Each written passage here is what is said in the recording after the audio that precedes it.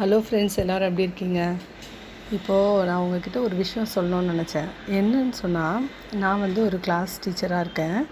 அந்த கிளாஸில் நான் எடுக்கும்போது ஃபஸ்ட்டு எல்லாருக்குமே என்னை பிடிச்சதா பிடிக்கலையான்னு எனக்கு தெரியல. ஆனால் இந்த வருஷம் நான் முடிக்கும்போது என்னை ரொம்ப என் மேலே பாசமாக இருக்கிற ஒரு ஸ்டூடெண்ட்டை நான் பார்த்தேன். ஏன்னா என்னோடய பர்த்டே அப்போது நான் லீவ் போட்டிருந்தேன்.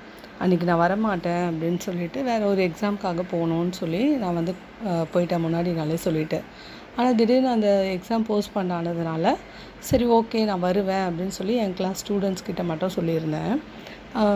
போயிட்டு அடுத்த நாள் நான் என்னோடய பர்த்டேக்கு வரலாம் அப்படின்னு சொல்லி வரும்போது டீச்சர்ஸ்க்கு தெரியும் நான் அன்றைக்கி எக்ஸாம் எழுத போகிறேன்னு சொல்லி. ஏன்னா அதுக்கப்புறமா டேட் சேஞ்ச் பண்ணல, அதே டேட்டு தான் சொல்லிட்டாங்க.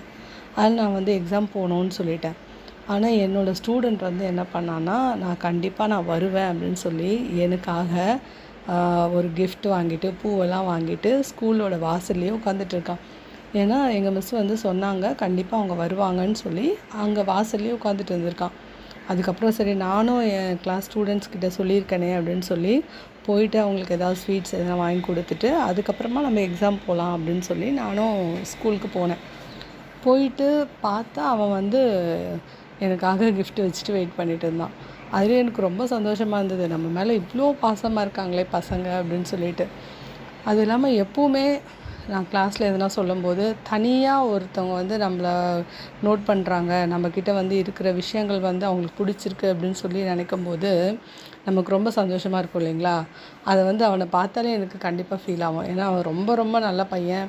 அது இல்லாமல் ரொம்ப பாசமான பையன். மற்றவங்கக்கிட்ட எப்படி இருக்காங்களோ தெரியாது, ஆனால் என்கிட்ட ரொம்ப அன்பாக நடந்துப்பான். இதே மாதிரி நிறைய டீச்சர்ஸ்க்கு அவங்க அனுபவங்கள் இருக்கும்.